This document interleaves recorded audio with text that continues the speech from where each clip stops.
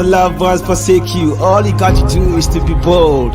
I knew it years ago that those who undermine me had their minds undermined, but I never mind. They should keep on undermining because I'm a real good. I must undergo mining.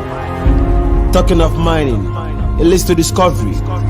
We mine to discover, we learn to discover, we observe to discover. Friends can uncover you at the same time discover you.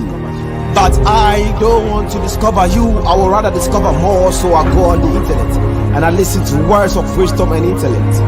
Availability of information, interviews of great men and women all over the diaspora and all nations. Creativity at its best, dexterity of research, no need to go through any formal education. I introduce you to the Discovery Show. Let your friends and your family know the struggles before the blow, their highs and their lows.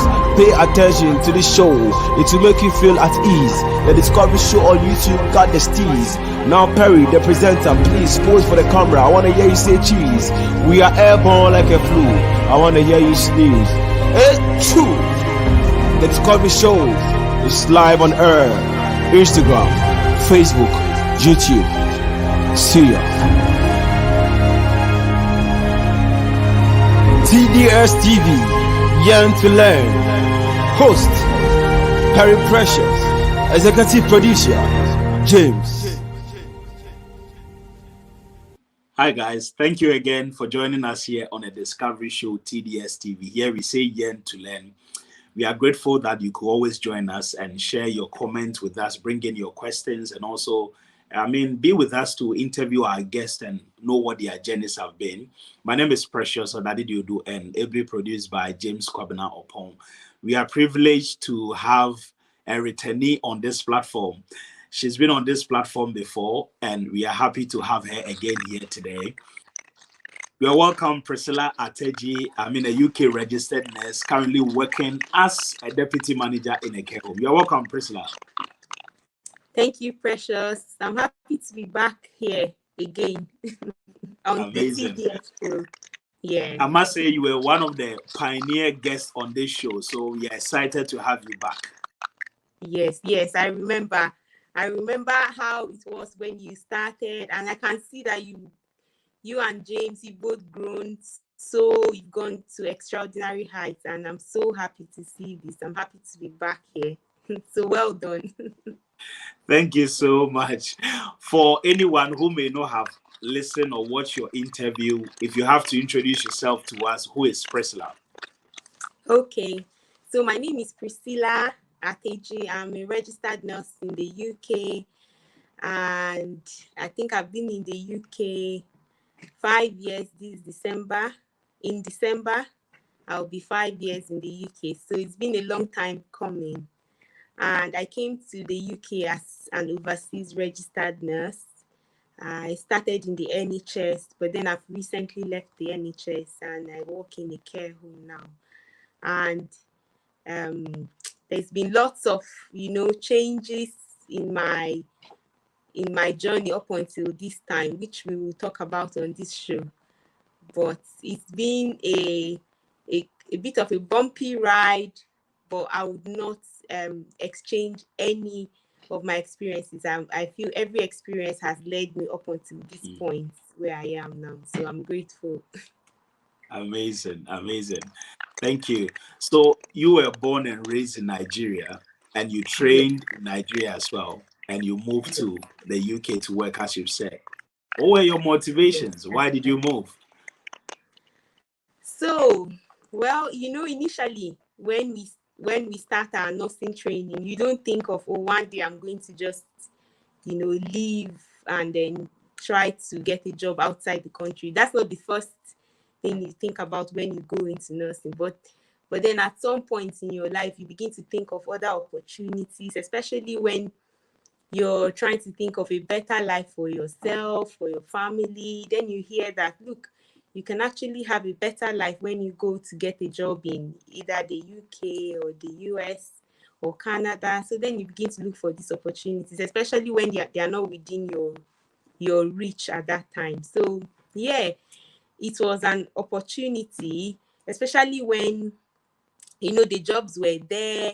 You at that time in Nigeria, you do your interview basically over the phone or on Skype, and then you get the job, they fly you out. So I mean, it's an opportunity. Who wouldn't take it? It's not something you have to struggle so much for to get, and you write the exams, and yeah, so it's an opportunity, and I decided, take it, and see what is out there. So I left Nigeria in 2017. Okay. And started in the NHS as a registered nurse on a ward, on a medical ward.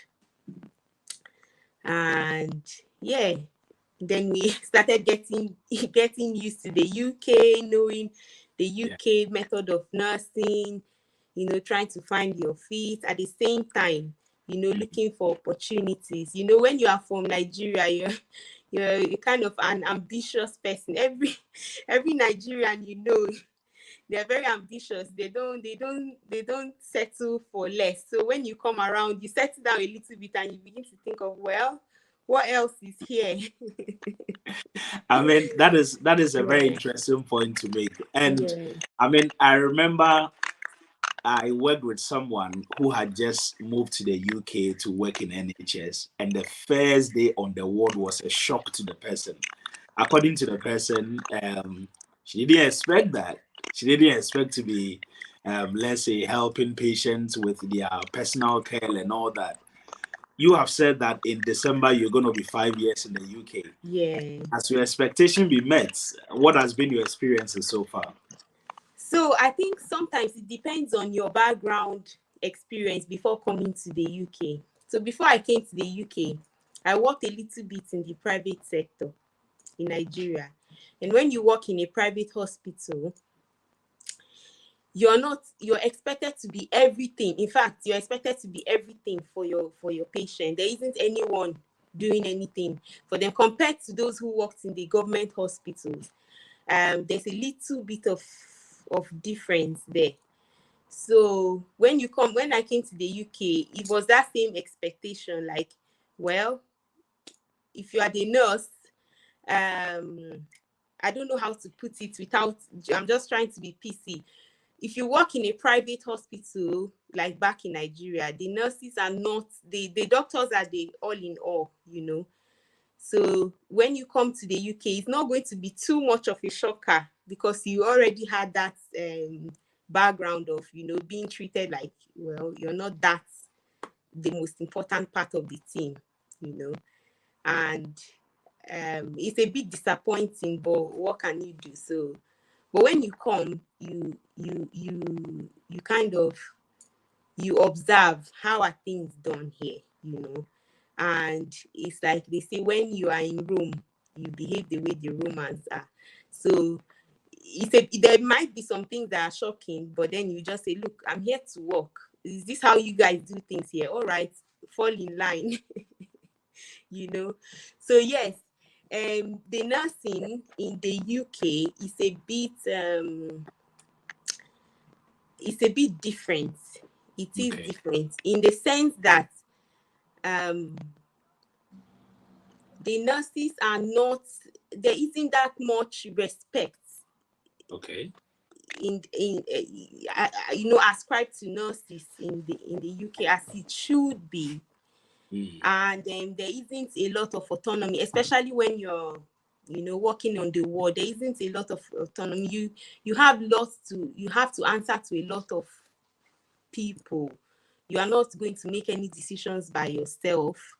And so if you talk about, so to speak, lack of respect, are you talking about in terms of job description, or how exactly do you mean? So okay, let me give you an example. So let me just say, for example, if you're working as a nurse in, let's say, in a rural area in Nigeria, for example, you are basically the only healthcare professional in maybe, I don't know, 20 miles. So you are working there. You are almost like the GP in that community. Do you understand? And you have a lot of, and that gives you a lot of knowledge. Although you might be practicing according to the UK now, you are practicing above according to the NMC code, you are practicing outside of your competence. But that kind of, you imagine if you take a nurse from who makes all those kind of autonomous decisions, and you put such a nurse in an NHS ward, and you say, look, before you do anything, you have to do this, you have to do that. Before you request this, you have to do this. So that's just not amazing. That nurses are not respected as such, but I just feel like it's just a different scope of practice.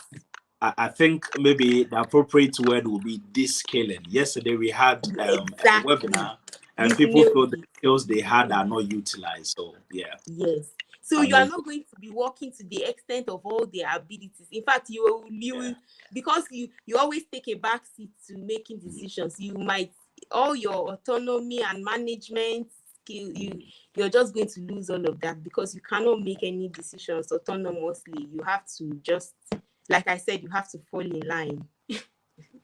Thank you very much. Viewers, please drop your comment. If you have any questions, send it in. We are speaking to Mrs. Priscilla Ateji. She's actually a UK registered nurse, and within 5 years, she's moved from band 5 to band 7. Now she's working as a deputy manager in a care home. So tell us, what has been the experience over 5 years moving from band 5 to your current position as a deputy manager in a care home? What's been the challenges and what's been the enablers or facilitators? What has enabled you to get to where you are now? So, like I said, some of the experiences I've had, some were bumpy, some were smooth sailing, but every single step I've taken is what has brought me to where I am now, and I don't regret any step. Some of them were learning opportunities and a learning curve. So when I started on the ward as the band 5 nurse, you have to learn how things are done. You have to learn the way you have to it's just like it's learning again. And then after some time, you become, good at what you do, especially when you're working under a bit of pressure, the staffing. So you just pick up things quickly, and then you settle down, and you're able to even teach other people how, when you have a new person coming, you're able to teach other people. And you look around, you also see that some of your peers that you came with are also, moving forward into other senior positions. So you can look around and say, okay, is this position available? Maybe I could do it, and you also have people encouraging you as well. So we used to have a practice development nurse on the ward, and they kind of encourage you, say, okay, this is coming up, how about you interview for this post? How about you do this and do that? So I had someone who was like a mentor to me then, and she said, look, there's a position coming in practice development, maybe you can apply for that. So I moved from the ward into a teaching role, which was a band 6 role as well. So I was there for about 3 years. Then before I moved, I had a short stint as a palliative care. I worked in palliative care for just about 4 months before moving to my current role now, where I left the NHS completely. So I just say, when you start, you have to, first of all, I think the mistake I made was you really don't know what you want to do at that time when you come to the UK, because you've completely left what you were doing before. So you have to think of, it's like you have to make a new career decision, like, what should I actually do? Which specialty should I work in? Okay. And if you are at that junction, I would just say you need to think fast. It's good to think fast to make that decision quickly, so that you don't waste time doing other things before you finally, make so for you, how long did that take before you settled in what exactly you wanted to do? Well, the thing is, you never really know. Even now, you could say, oh, well, I think I like this, I've settled in this, but then you see another opportunity that then it's beckoning on you as well, not that you should jump from one job to another, but at the moment, it's a job seekers market. So I see. So I mean, you are more if you experienced. have all the skills, if you have all the skills and someone is offering you something that looks that is good for you, good for your family, good for your work-life balance, and you also see a future in it, honestly, I'll just say take it. Just take it. So like you said, you worked in the practice development team. I remember. Yes. You did amazingly well, I must say. Yes. And so as part of that, you were mentoring people, you were guiding people and all. I've had people who contact me to ask that I've just arrived. How do I navigate the career path here in the UK? So you did say that people should settle in very quickly as to which path they want to take. If there's anyone watching us who has just arrived and has just joined, let's NHS or care home few weeks ago, and is trying to find exactly where he or she will fit, what will be about 2 or 3 tips you give to the person to settle in well? Yes. So I think first of all, you need to think about what you enjoy doing, because you want to come to work every day and be happy that you're doing, that job. So think about what you enjoy doing. I mean, if for example, you do enjoy teaching and you feel like, okay, I would like to do practice development, then think about how you can move into those roles. You could speak to people. I always champion that. I say if you want to move into a certain specialty, for example, and you've seen someone in that specialty, speak to them first. Go to that team and say, look, I really enjoy doing this, and I'm thinking that maybe in the next 2 years or 3 years, or even in the next 12 months, I might want to move into this specialty. Can you give me advice? So it's very important to actually network with people rather than going blindly to just apply. And because you'll be applying, you don't even know what that particular role entails, And when you've spoken to them, then they can decide to give you, tips on, would you like to do this course before you join in? Would you like to come and spend a day with us? Would you like to come and shadow us in the team? So it's very important. So that's one, you can speak to them. Secondly, what you can do is, if you are looking for a role in that specialty, you can browse to see what kind of jobs are in that specialty.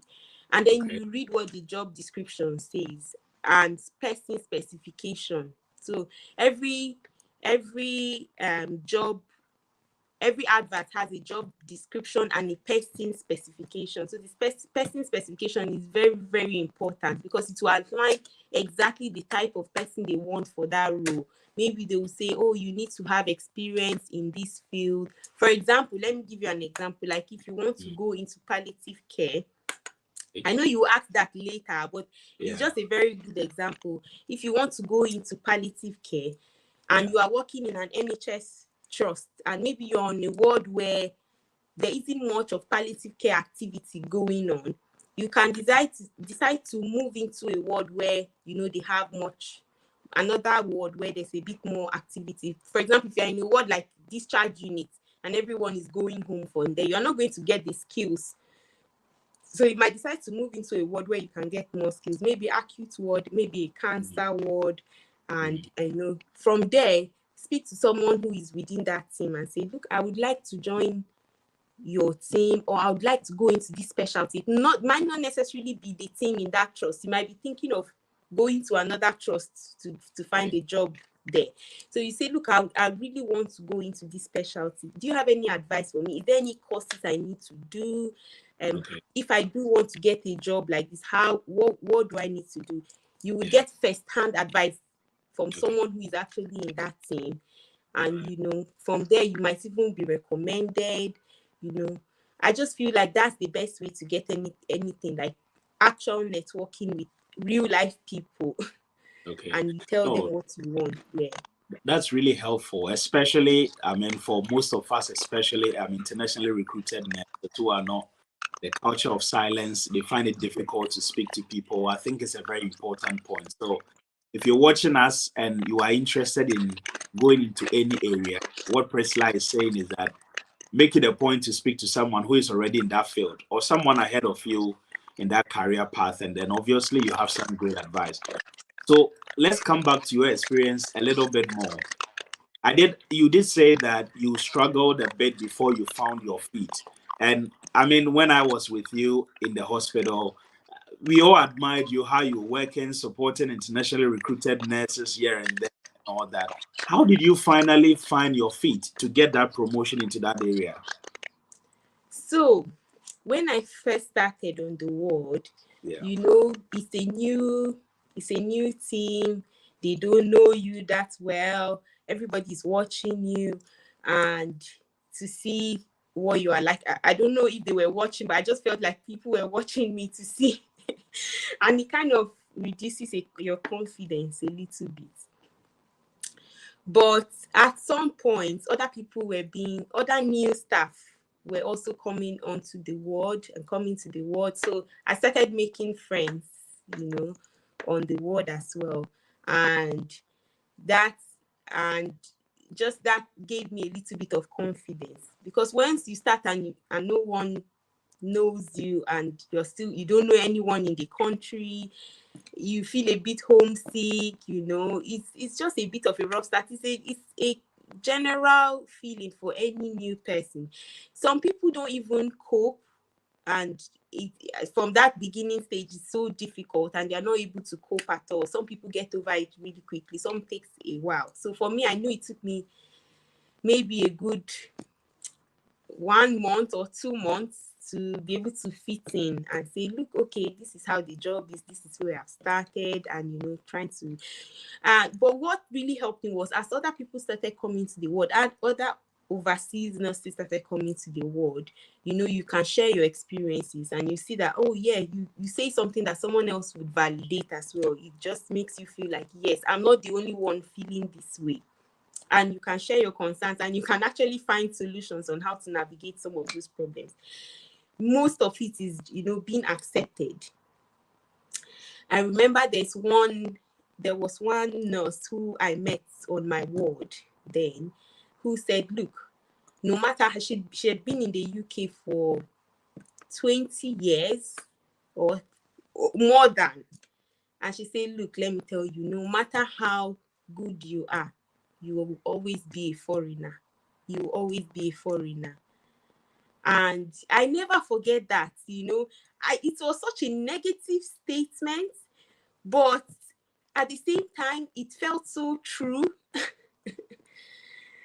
You know, so, but that's just, you know, you are in a new country that is very different, far away from home. The first thing you always think of is, you know, acceptance. I just need to feel accepted. I need to feel accepted. I need to feel validated, you know, and that can take your confidence. No matter how strong you are, it can take your confidence a little bit. But it's something that can be overcome quickly as well, especially when you have other people who are like you, who have the same experiences. You have other overseas nurses and you are not the only lone person working there. You know, just that sense of community, it helps. It helps. Thank you very much. Please, viewers, you are part of the conversation. Drop your comments, send in any questions you may have. If you're also, an overseas nurse working in the UK, any part of the world, please, you can share your experience as well, and we can have this together. This is a very important question I want to ask. This is found in literature everywhere. And I did mention earlier that yesterday we had a webinar on another platform and we spoke about the experiences of African migrant nurses. And one of the key things that came up was that there's a struggle, or people are not encouraged enough, confident enough to go for higher positions. That is one thing that really stood out yesterday. How did you overcome that? If you did at all, if you didn't have that at all, how did you overcome that to be able to say that, okay, I feel I'm competent and ready to go for the next position? Did you have such struggles from the beginning in terms of seeking career progression? And do you still have them?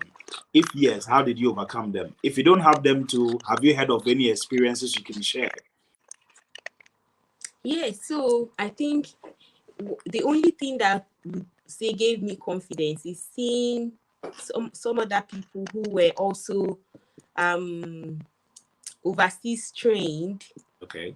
who got into those kind of positions, or really not really overseas trained. I saw some African nurses who were trained in the UK, not overseas trained in the UK as well, who also had gone up to band 7. Didn't really see any band 8 though, but who had gone up to band 7. And even up till now, I'm still cracking my head to think if there's actually any band 8. I didn't really see. But I did see someone who had gone up to band 7 and another person who had gone up to band 6. She was Ghanaian. Then the other one who had gone up to band 7 was Zimbabwean. So, but the one who had gone up to band 6, she said, look, before I got this band 6, I was 10 years as a band 5 nurse. Wow. So, didn't really, that just tells you how difficult it is as well. But then if you don't see anyone in those positions, you feel a bit like, oh, maybe I wouldn't get it, But that practice development nurse who was my mentor, she said, oh, you know what, apply for it, and she'd always be my referee for any job I apply for. So she would kind of give you the confidence to say, yeah, go for it. Where would you get it? I think you're good enough. So if you have someone senior who has been in that position, who is telling you, oh, I think you will do well there, then it gives you the confidence to say, yes, I think I can do it. So that was just what encouraged me. Otherwise, you won't even apply for it, because you say, you even imposter syndrome will settle in. You say, why should I even go for this position? Are you sure I'm even knowledgeable enough? Do I even know what they are doing there? So you first of all, you just beat yourself down to say, but seeing someone there, that's why they say representation matters. So seeing someone in that position will make you feel like, yes, I can aspire to this. And also, if you see someone in that position, if you're not close to them, approach them, speak to them, say, look, I just saw you, because what I just did is, I just saw you in this uniform. My name is Priscilla. I'm really happy to see you in this uniform. Please tell me, what's the secret? I remember there was one African nurse I saw who was wearing the band 7. Then they used to wear the spotted uniform. She was the ward manager. And I said, I'm so happy I saw you in this uniform. What is the secret? And from there we just became friends, because I would just walk up to you and talk to you. So speak to them, and they will also tell you the challenges they had. They'll tell you, some of them will tell you, look, like the one I told you, said, I've been in this, I was 10 years as a band 5 nurse before I even got to band 6. They tell you the challenges they had, and they tell you, what you can do to not stay that long before progressing. Oh, thank you, Priscilla. I mean, like I said, you were inspiration to a lot of people, especially of African descent, including myself. I remember speaking to you a few times about what opportunities and other things as well. You remember, you did refer me to people, speak to this person and all that. So thanks, and I'm happy to see that progression. So let's talk about that now. You moved from band 5 to band 6. Even before that, I mean, we've spoken about practice development nurse over and over. If someone is watching who may want to apply for a similar role, what do you do? What is it about? So first of all, on most trusts would advertise, like when I was with my former trust, they advertise the job opportunities on the intranet, and every week they bring out those vacancies, so you can see what is available and what is not. And there was something the chief nurse did that was very good as well. She said all band 6 roles are like internal. So it's so that people can progress. They would rarely take someone from another trust into a band 6 role within the trust, because they wanted people within the trust to move up as well. So you check to see what's available. That's the first thing. Check to see what's available. Also, if you want to move into that specialty, like I said earlier, sometimes it might be that the job has not been advertised yet. but there's just a job waiting. So if you go to speak to them within the team and say, look, I'm really interested in this, what do you think I should do? Then they might tell you, oh, in 6 months time somebody might be going on maternity leave. Do you think you would like to cover them? You know, and then you already know even before the job is that's a really good point. Very, very good. Because you've already shown enthusiasm. I mean, every manager wants someone who can get the job done, isn't it? So the first thing is you want someone who is actually, ready to work, hungry for the job. Yeah. I mean, that's the way I think as a manager. I always want someone that is ready. So I always look for people who put themselves forward first. So that's a good sign. I feel like you go there and show yourself. You need to show that you want it. You need to show that you want it. If you say, I'm going to hide my ambition, you would never get anything in this world. People will pass you by. Opportunities will pass you by. So you need to show that you want it. You need to speak to them about it. Then you check the vacancies as well. Check to see. And look at what they require in those person specification. If you don't have all of those things here, try to get it. For example, they might ask to say, we want experience in this field.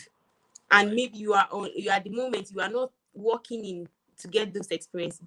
Maybe move to where you will get those experiences so that when you go for your interview, you can say, look, I have experience in this and this because I've worked in this and this area. Okay. So that's really useful. Yeah.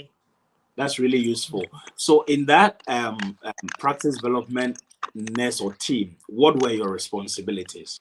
So initially, when I started,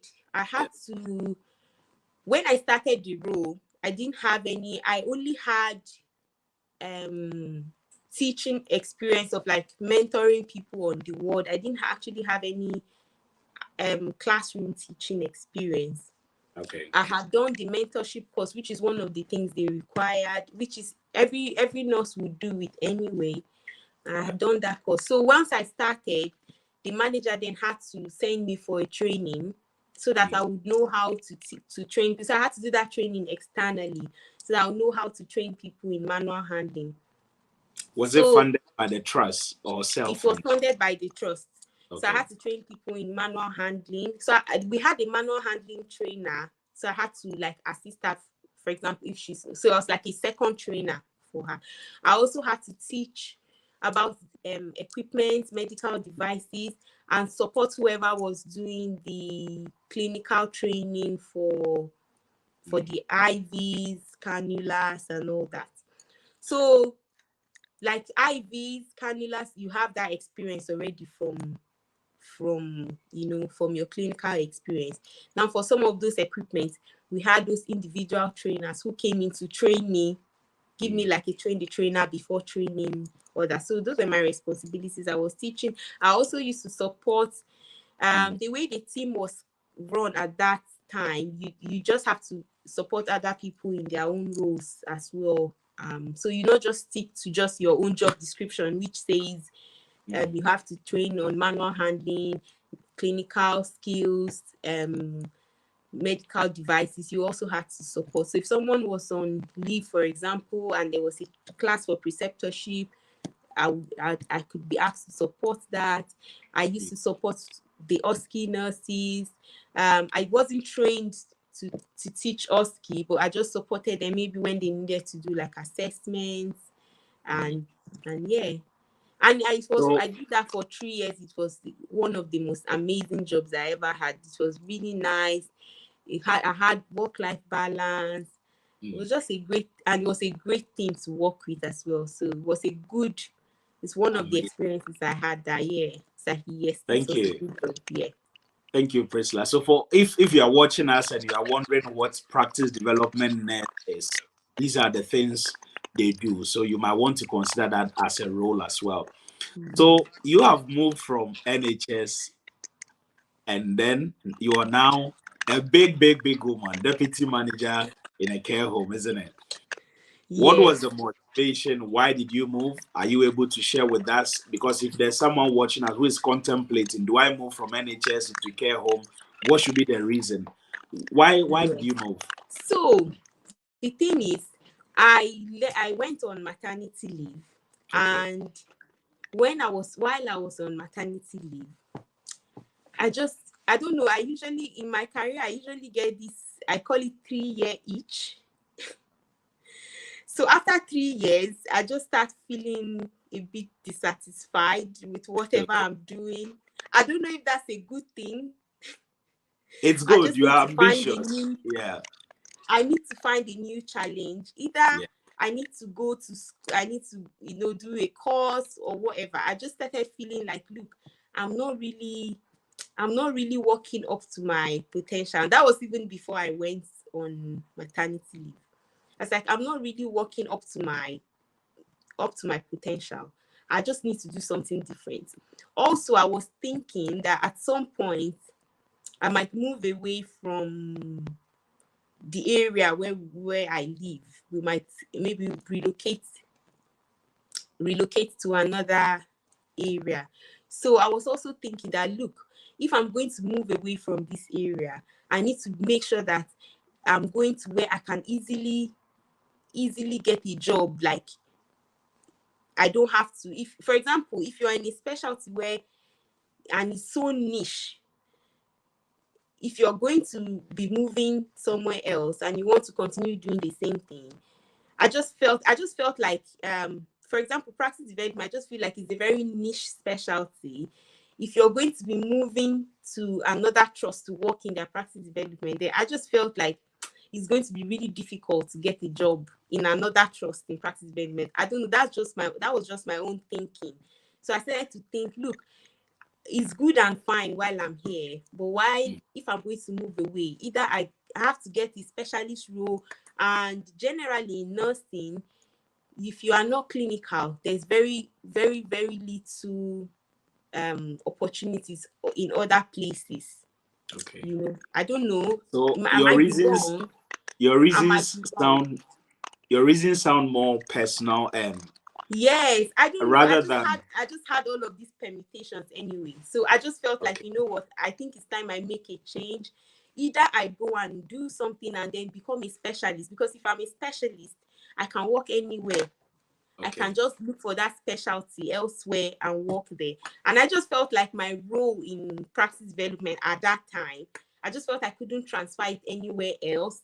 Okay. I don't know. It was just personal anyway. So I started thinking, what do I do? And I did enjoy while I was working on the ward, and also in my role, I did enjoy some of that part that had to do with palliative care, and kind of I also felt like I don't know, I just felt like I enjoyed it. I enjoyed it more, and also when I worked clinically. So I began to think about that. We'll be coming there very shortly. But what I want you to clarify for me is, I mean, if anyone is contemplating switching from, let's say, NHS to a Oh, okay. care home to Okay. NHS, About that. are there any advantages and disadvantages with respect to, let's say, its salary, convenience, family Yes. centeredness? Did you consider any of these before you moved? Is there any of that you Yes. want to share with us? Yes. Okay. I About that. Now, while I was still in the NHS, I Okay. worked bank in a care home. All right. I worked bank in a care home. So it was not like a completely new experience for me. I already knew what goes on there. I know how it works. Okay. And I just already knew how, the system is and the differences. Now, in the care home, it's a bit more, in the care home, the nurse is the most senior healthcare professional there. The nurses that work in the care home, they have very strong clinical skills. Otherwise, because most of the people that are there, you are the one that would first, you find out, you'd get to know if they're unwell before making the decision to either send them to hospital or not. You have to be very grounded in whatever you are doing, because you don't have any doctor there, you don't have anyone to quickly. Sometimes, in fact, if you ask some of the nurses who work on night, sometimes they're the only registered nurse in the building. Okay. So it's very different. However, the residents in the care home are not sick. Okay. They are well, and you are just, looking after their health, making sure that are seeing their GP, getting their GP appointment. Some of them are really terminal, so you're kind of just managing long-term conditions. So there isn't much of acute activity going on. Okay. But there. again, I have interviewed someone on this platform who also feels they are losing their skills and dexterity, because at the end of the day, no, not at all. That is the mistake that people make. All right. If you are working in the NHS and you're working on a ward, you only know things that are happening within your ward, and you really don't know anything that is happening elsewhere. But if you are working in a care home, you are interacting with the communities, the community matrons, the GPs, social services, the local council. You are, in fact, you have to, it's just wide. You are interacting with the community tissue viability. You are interacting with community psychiatric nurses. There's so many people. In fact, when I started the first time, while I was still doing back, I was like, how would you even know all these things? When to make referrals, when to do this, when to book appointments. It is crazy. Although you are doing it at a pace that is, it's not rushed. You are doing it at a slower pace, but it's a lot of liaising with other groups. So you're not going to lose any skills at all. Rather, you even become more confident in your management skills. You become more confident in your communication. You become more, honestly, I just feel like it is so different. It is so different. If you're looking for the autonomy you lost as a nurse by the ward, when you get to the NHS, you have that autonomy. You even be tired of it because you say, why? Is it just me? There is a lot going on there. Are you speaking all these responsibilities or roles, duties you've just mentioned? Are you speaking in relation to your role as a deputy manager, or a cut across for all? No, I'm speaking as just a registered nurse who is working on the floor in the care home. Okay. She has that registered nurse working on the floor in the care home.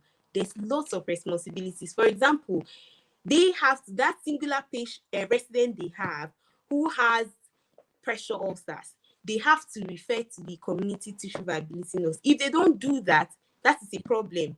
It's not like the way you just, when you're on the ward, you just pick up the phone and ring them and say, oh, can you come and review? Or sometimes it's even the doctors who says refer, and then you just ring them. You are all within the same setting. No, you have to sit down. The nurses in the care home will sit down, send an email, take a photograph of that wound, and they keep, it's just too much. I just feel like it's too much going on that you have to do as a nurse in the NHS. I don't know. You don't need to do all of that. You don't need to go to that extent. It's a bit easier. Easier, honestly. Priscilla, we can keep chatting as always. Yeah. But I'm conscious of the time. It's always lovely chatting with you. Just to clarify, if I want to stop my job and then apply for a similar job like yours, what is the eligibility criteria? What do I need to achieve? What qualifications should I possess before I get to where you are? So what I'll say first, I'll say it's important at least you work as a nurse first on the floor, so that you know how it runs, how the day-to-day routine runs. You could first take a job as a bank registered nurse and know how the routines, to see if you even like it, because for some people it's not their cup of tea. They don't like that environment. And then the thing is, the jobs in the care homes are plentiful. They are there. There are so many positions. If you want to progress in that area, the opportunities are there as well. What are some of the opportunities? Can you just mention a few of them? So, some care homes, once you start as a registered nurse, they have other, you can progress and become a senior nurse. You can become a unit manager, where you are although you have other nurses and you're working on the floor, but you're the one managing the unit. So there's extra responsibility. For example, maybe the other nurses couldn't do some certain referrals. You could help them do it. They couldn't do some assessments. You be in charge of doing that. Okay. Then you have clinical lead. Clinical lead is another position that is common in many care homes as well. It's just a bit of extra responsibility, and they have some supernumerary time. So they have some time to do some management duties that they don't need to work on the floor, and then they can do that. You So have deputy manager. Yeah. So the clarification is that there are lots of opportunities in that area as well. There are. Because I've heard this over and over again, that NHS compared to care home, career progression in care home is limited. I've heard that over and over again. So I'm happy that at least you've been able to outline some of the opportunity that is. I'm conscious of time. That's why I keep going and up. So if you can go back to tell us how we can get to your position. Yes. So once you start, you can start as a registered nurse if you don't have any care home experience. And then you can see, if you check on Indeed now, or you check on LinkedIn, there are positions like clinical lead, unit manager. You can decide to, progress to that. And then from there, you can decide to say, I can be a deputy manager, or I can even manage a home. Okay. I remember when I first went for my interview as a bank nurse, then the manager who interviewed me, she's an African nurse. Actually, she was an operational manager, so she wasn't the manager of the home at that time. She was managing maybe 4 or 5 homes. So she was going around to other care homes, and she was their kind of manager. And she used to tell me, she told me then, she said, look, I was working in the NHS. I was a ward manager, something like that. Then I decided to move into the private sector. And she said, look, if that's something you want to do, maybe you can think about it. Then I was thinking, I don't think I like this type of her job. I just thought then, I just felt like, why is she telling me to do that? I'm just here to do bank. Okay. But she mentioned it in her interview, and she said, look, I used to do that. In my mind, I just felt like, oh, they're just looking for a permanent staff. I'm not interested in doing any permanent work here. I'm just here to just do bank.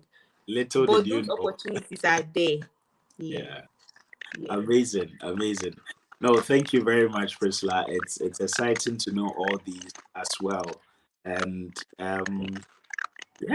it's lovely. It's lovely to know the opportunities that exist. Meet Mr. X, an unhappy businessman who has been waiting for days for his goods to be delivered. Unlike Mr. X, business is booming for Mr. K because of his efficient partnership with Hembeck 60 Hub, also known as HP 60 Hub. We are an online platform that sources for goods from across the globe. We only pull high quality standard products from anywhere in the world and ship them right to your doorstep. Be it watches, clothes, bags, and many others. Do get in touch by contacting us on www.henbeckagency.myshopify.com, or you can call us on +233 546 022 952 or hembeck.travels@gmail.com. Hembeck 60, truly a world of endless possibilities.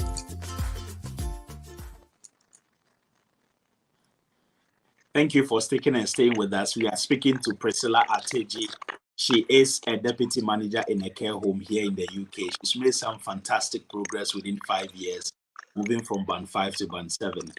If you are looking for footwears, clothes, watches, bags, and books, if you want to source them from the best of, retailers, wholesalers, and all that, and ship them to whichever part of the world you are, please contact Henbeck 60 Hub. Henbeck 60 Hub. If you can contact them by sending them a message on Face or through Facebook Messenger, or +233 546 022 952, or just send them an email at henbecktravels@gmail.com. Henbeck is HENBECK, then 60 Hub. I mean, Henbeck 60 Hub, truly a world of endless possibilities. So, Priscilla, let's talk about working and schooling at the same time. Yes. How are you able to combine that? What is the motivation for doing that? I'm asking because some people come in as diploma holders, degree holders, and you can progress anyway. In any case, you have progressed all the way to deputy manager. What is the motivation for still going to school, even though you have, a higher position already? And secondly, how are you funding that? I'm asking because a lot of people usually ask me how, as an immigrant with no permanent residence, how costly is it to fund a master's program? How are you doing that? Is it your organization that is funding that? Are you able to share some details with us in about Yes. 5 minutes? So yes, I started my master's degree in, that was 2021, 2020. Oh, I've even forgot now. Anyway, I'm finishing next year, so that's the good thing. So I'm on my I think my last module now, my second to the last module now, my research module, and then my thesis. So that's the only thing I'm doing now. And it's all been self-funded. I didn't get any funding for it. So I'm doing it at the University of Essex. So they kind of set up a payment plan, and I pay a certain amount every month. And I didn't get any funding for it. I wish I got funding for it because it's very expensive. However, I just feel like, it will be worth it in the end, because you never know where you would go to. Especially what my own motivation was when I came to the UK. I just felt like I don't know so much about the nursing curriculum in the UK. And I've always wanted to just have a second degree as well. So I just felt, just do it. And I didn't want to go outside of nursing. I wanted to do nursing, but I wanted to do it in the UK, to have a context of nursing in the UK. So that's why I did MSc nursing here. It's very expensive, but I feel like it's worth it. It also shows that if you're going to aspire to senior positions in the future,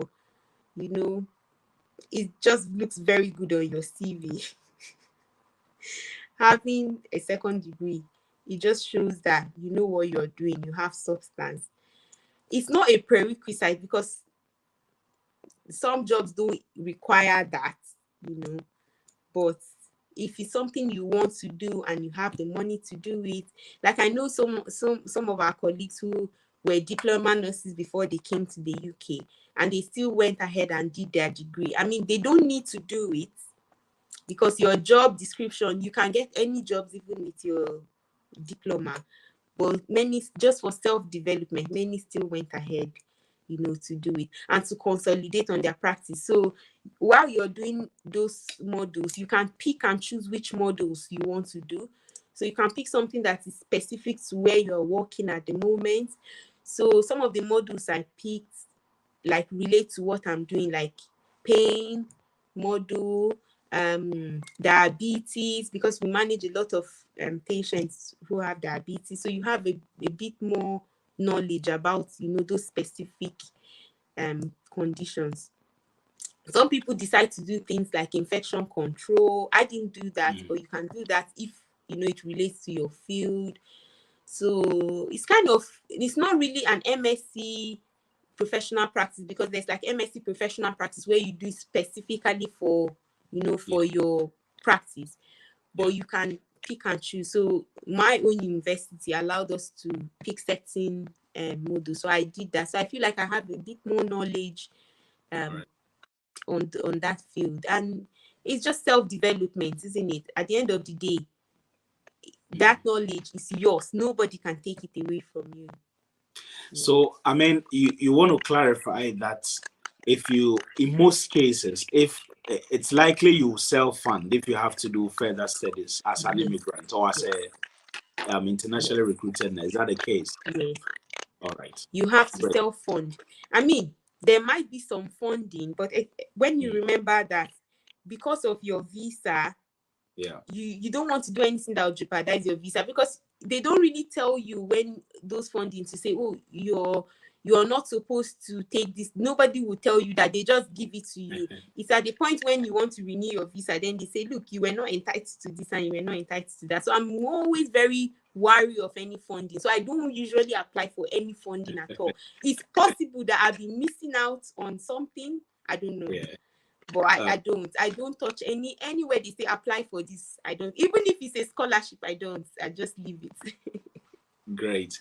So Ateji Ann, I'm thinking that person might be related. It says great. That's my mom. That's your my mom. Hello, mom. Thanks for joining us. Thank you very much. Prince J. Balfour has a series of clarifications. So I'll put that on there. If you can see that on the screen. He says, great interview. I, however, believe that some assertions being made about nurses in the NHS depends on the type of ward the nurse is working in or the needs of the residents in the particular care home. And he gives classical example. He says, I work in a frailty ward and I do a lot of referrals and take responsibility for a diverse range of things that others in different wards might not find overwhelming. Yes. And therefore, it's not simple as it's being portrayed. There are nuances. I guess that is well made. Yes. So that person who works in a frailty nurse, in a frailty ward, that's exactly the kind of responsibilities he or she would have. It's the kind of responsibilities a nurse in a care home or a senior nurse in a care home would have, because it's the same frailty we're talking about. There is a lot of responsibility and you can find it overwhelming. However, a nurse who is working on a ward, he's right, won't have all of those, responsibilities, because you're actually just caring for them medically and probably send them on their way, and all that. So that person would actually relate. So yes, I might be wrong. It depends on the ward you are working in the NHS, and it depends on the specialty. So I'm just talking about a basic medical ward that doesn't have any of those, specialties. Point well made. Have all of those responsibilities. So yeah. Thank you, Prince, and thank you, Priscilla. Because of time, if you can talk few minutes, about 2 or 3, about palliative care and elderly care. I think we've spoken about that in passing, but I know that is one of those 2 areas are part of your very passionate areas of clinical practice. Do you want to say anything about that? How is it? Yeah.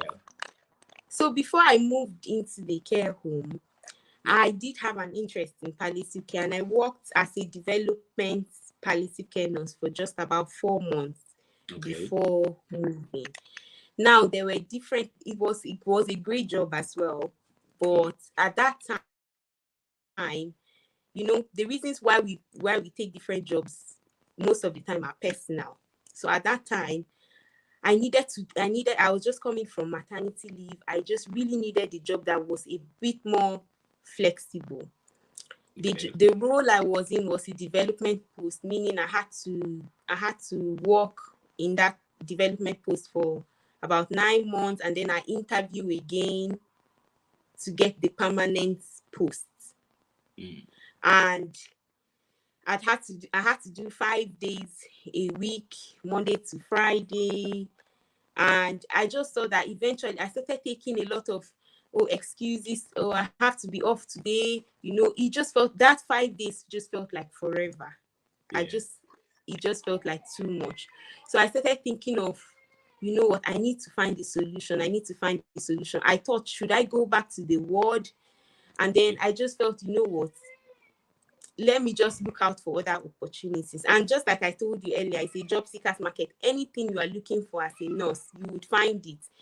You know, if you feel like you're not satisfied in your current role and you're looking for something, you always see something else that would, you know, satisfy you. So I started thinking I need to find something that is a bit more flexible. So in my current role now, I'm able to work 24 hours a week as a nurse, and I can do that. I can either decide to pick that up as a night shift or as a day shift or as a long day. So it means I can do 4 days in a week. I can do 2 long days and 2 other days that are half days, and it kind of suits my childcare needs much better than I would have done if I was doing 5 straight days. And also the thought of having to interview for that job a second time, it just made me a bit, I don't know, I just felt like, no, I don't think I need to do this, you know. It was just personal anyway. I just felt like it was too much trouble. I mean, I interviewed for it the first time. I had to do these developments. Probably I didn't think it through before accepting it, because I spoke to my mentor who talked to me, and she said, you know what, don't take this job. She said, don't take it. And I was like, you know what, I just took it. But when I thought of it, I had to do this development, and I would have to apply again. And interviews it's always nerve-wracking, isn't it? And then I started thinking, what if I don't get the job? You know, then the whole 9 months is a waste. You know, so it means I have to go back to my former job, which I love, but I just felt like I'd come to the end of that job. You know, so at the end of the day, by the time I considered all of this, I still feel like I would go back to it go back to maybe palliative care at some point in the future. But the needs I have now, this job fulfills those childcare needs. I'm still doing what I enjoy doing, which is looking after elderly people. I mean, I love doing it. I always say I probably cannot nurse any other demographic. I can't. I don't know, I cannot nurse any other demographic. I don't like children. I don't like adults like me. The only people I can nurse are the elderly. They are lovely.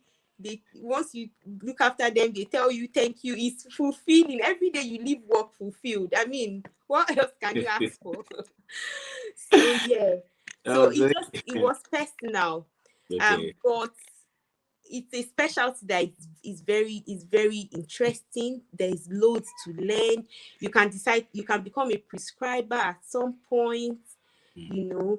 If you do your assessment skills, it's almost like working like in between a junior doctor and a registrar. That's almost how it feels like working. Yeah. Oh, thank you, Priscilla. It's been an amazing time again. Coming here for the second time, we are really, really grateful that you were able to make it out of your busy schedules. There are many people who have been here in the past 1 year to work either in NHS or care home. Others have been here for some years. Luckily, you have, gone through all these, and you are here for almost 5 years. What will be your takeaway home or takeaway point for those who are watching us? Assuming that some have been here for just a year, few months, and they are not sure. Remember, when you are coming, it comes with one excitement. I'm going to work in a different environment. But when you start, that is where the real challenges pop up. If you have to look straight into their eyes and say something to them, what will be your words to them? And those who are at a point, like you said, maybe after 2 years, a year, or 3 years, they want to change career or they want to change their roles, but they are really not sure how to go about it, whether they'll really be successful. What will you tell them? In just a minute or two, what will be your final words to those people? Well, the thing is, if you don't try it, you would never know. You would never know. If you are scared of failure, you would never make any chance. You won't take a chance. You can try. If you fail, you learn from it, rather than not even trying at all. If you feel like, look, I really like this field, go in, see how it is. You might you might start it and realize that it's not how you always pictured it in your mind. And there's no shame there in saying, well, I don't think this is for me. It doesn't really work well for me at this time. It could be that you're on a certain journey at that time, and that job doesn't just fit into your goals at that time.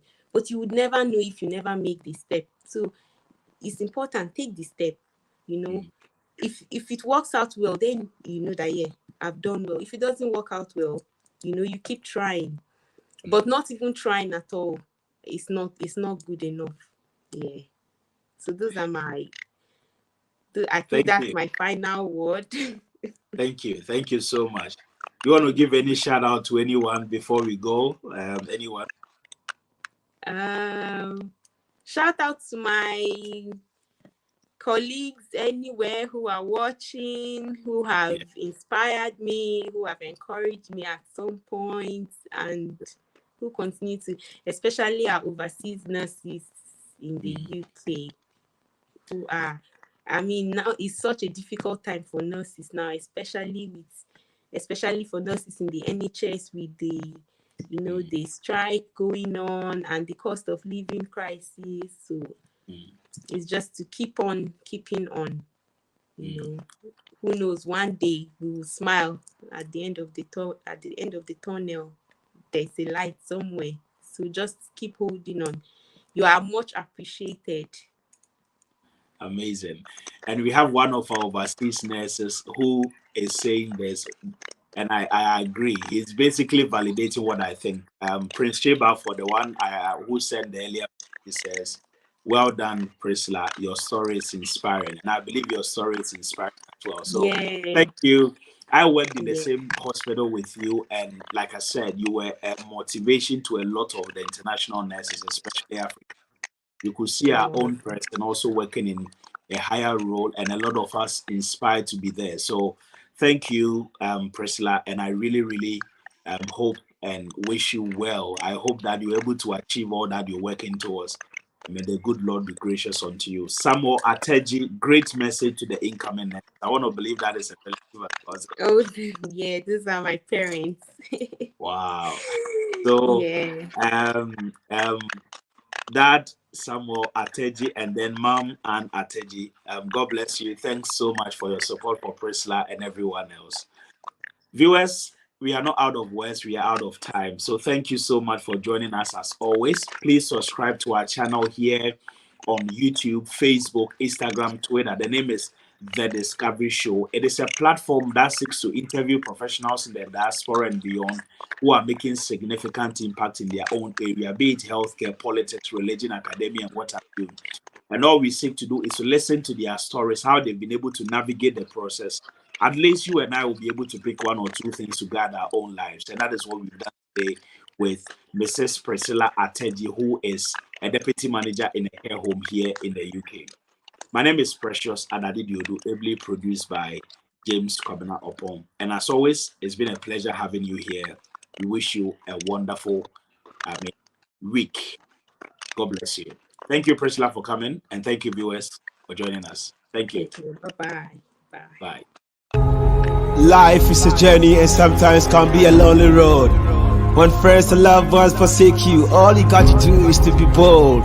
I knew it years ago that those who undermine me had their minds undermined, but I never mind. They should keep on undermining because I'm a real good. I must undergo mining. Talking of mining, it leads to discovery. We mine to discover, we learn to discover, we observe to discover. Friends can uncover you at the same time discover you. But I don't want to discover you, I would rather discover more, so I go on the internet and I listen to words of wisdom and intellect. Availability of information, interviews of great men and women all over the diaspora and all nations. Creativity at its best, dexterity of research, no need to go through any formal education. I introduce you to the Discovery Show. Let your friends and your family know the struggles before they blow, their highs and their lows. Pay attention to this show, it will make you feel at ease. The Discovery Show on YouTube got the steez. Now Perry, the presenter, please pose for the camera. I want to hear you say cheese. We are airborne like a flu. I want to hear you sneeze. It's true.